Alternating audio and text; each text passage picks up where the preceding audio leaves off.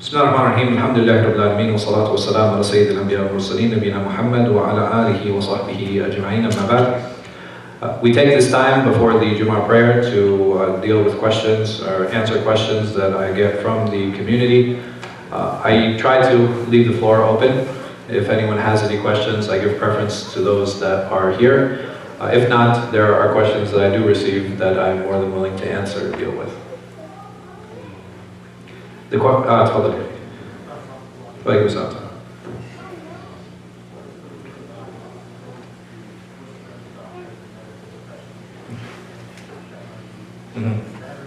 Okay, so this is a valid question. Should I have a preference of going to a Muslim doctor versus a non-Muslim doctor for checkups or for treatment, etc.?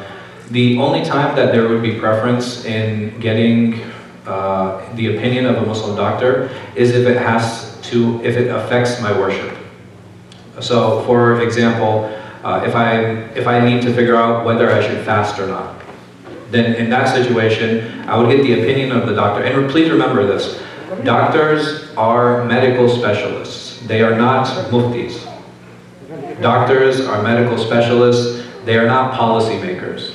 We have to use every specialist in that specific field. You can't take that specialty and start applying it to different fields. So a good question to ask a doctor, a Muslim doctor especially, would be, if I fast, how will that affect my health?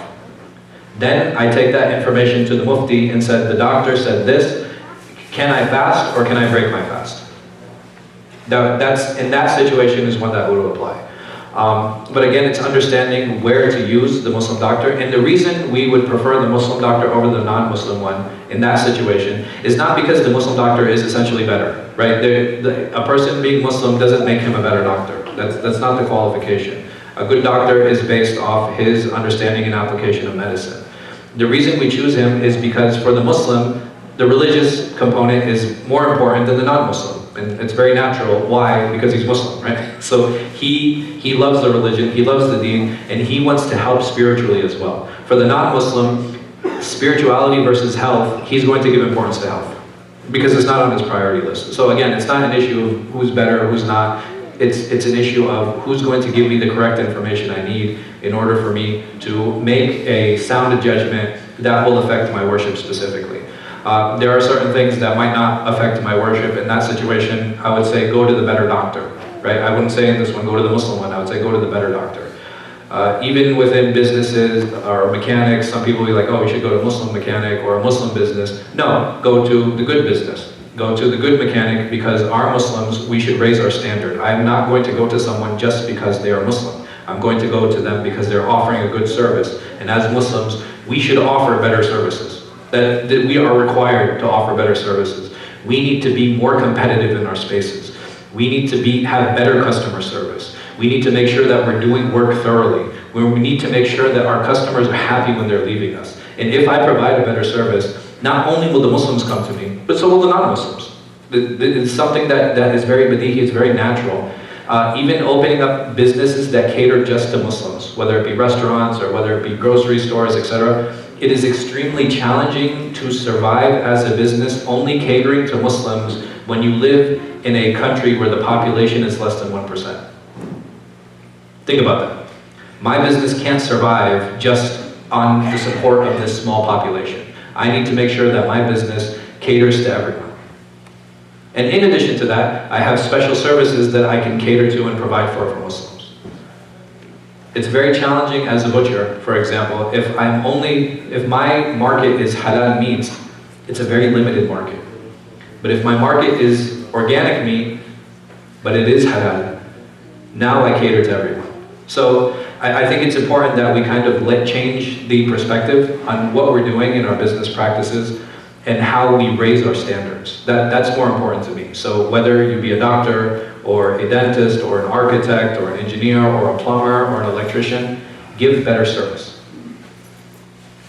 Give better service.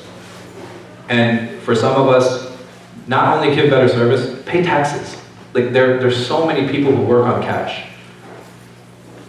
Please, this is not benefiting the community. We're working on cash, we're taking government aid. This is not helping the community at all. I can promise you, I can guarantee that. And if we want to grow, we need to get out of this mentality where we need the government to help us. We only need ourselves, and we need Allah subhanahu wa ta'ala. And I'm not going to lie to you and talk about, I didn't have a very privileged upbringing. I was on welfare too. And I know the difficulties and I know the challenges. But there comes a time where you have to outgrow it and you have to earn and you have to work hard. And now I'm not eligible anymore. Allah subhanahu wa ta'ala will give freedom to the one that seeks it. And He has given us all ability. There's none of us who has an excuse. And one of the reasons that some of us aren't respected is because we utilize these services. What is stopping us? What is stopping us from being entrepreneurs? What is stopping us from contributing? What is stopping us from offering good services? We shouldn't become reliant on society. Society should be reliant on us. When we move into neighborhoods, when we make centers, people should be happy. That alhamdulillah, there are Muslims moving in now, this area is going to be better. The houses, the pricing is going to go up. The schools are going to get better. The services that are provided, it's going to be cleaner. Crime is going to go down. Is this what we're providing now? Is this what we're doing now? Is this the image that we're portraying now?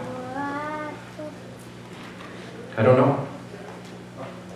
And this is something that only us as individuals can answer. Life is not easy. There's no doubt about that. Life is challenging. Life is difficult. Allah subhanahu wa ta'ala, He promises us لَنُوَبْلُوَنَّكُمْ بِشَيْءٍ مِنَ الْخَوْفِ وَالْجُوعِ وَنَقْصٍ مِنَ الْأَمْوَالِ وَالْأَنفُسِ وَالثَّمَرَاتِ وَبَشِّرِ الصَّابِرِينَ. That Allah subhanahu wa ta'ala will test us financially in different ways. He'll test us with our families in different ways. And some of us feel that, being in America, there's so many challenges, there's so many this, but we still chose to come. Why? Because it's whatever the challenges are, it's still better than whatever countries we came from. The amount of freedom, the choices. If I go to the county clerk, or if I deal with a police officer, or if I go to the hospital, I know that a vast majority of the time, I'm not going to have to pay any rishwa. If I fulfill the agreement, I will get what it is that I have sought for. How many of us can guarantee this in the countries that we come from? How many of us complain about the corruption in the places that we come from? How many of us ran from those places because of the corruption? How easy is it to open a business in the United States, and how easy is it to open one overseas? Over here, $50, $100, and my corporation is open and I'm ready to go. No questions asked. Same day, I can have a business running. Can we make the same promise and same claim for any of the places overseas?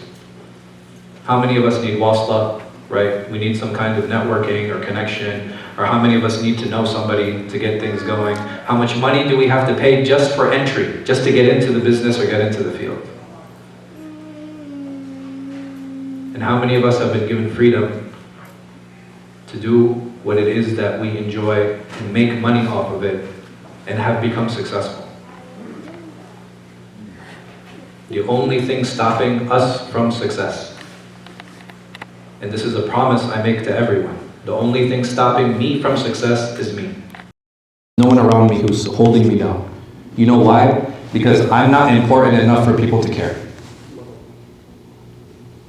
The only thing that is important is Allah subhanahu wa ta'ala. And if I understand that it is Allah who is helping me, then I know that regardless of what people are saying, regardless of what people are doing, Allah promises and tells us, وَمَكَرُوا وَمَكَرَ اللَّهُ وَاللَّهُ خَيْرُ الْمَاكِرِينَ. That they scheme, and Allah schemes, and Allah is the best of planners. Meaning what? Allah is telling us in this verse, don't worry about that. You keep working. You keep moving forward. You keep striving, you keep struggling. Allah subhanahu wa ta'ala, He talks about those individuals, الَّذِينَ آمَنُوا وَعَمِلُوا الصَّالِحَاتِ, that those individuals who believe and do good deeds. He didn't say الَّذِينَ آمَنُوا وَنَجَحُوا, right? Those people who believed and succeeded. No, the people who work, the people who put in effort. The people, when we fall down, we get up and we keep moving. The people, when we make a sin, we make istighfar and we keep moving. Those people that we make a mistake, we apologize for the mistake and we keep moving. These are the people who are successful. May Allah subhanahu wa ta'ala make us from them. Assalamu alaikum wa rahmatullahi wa barakatuh.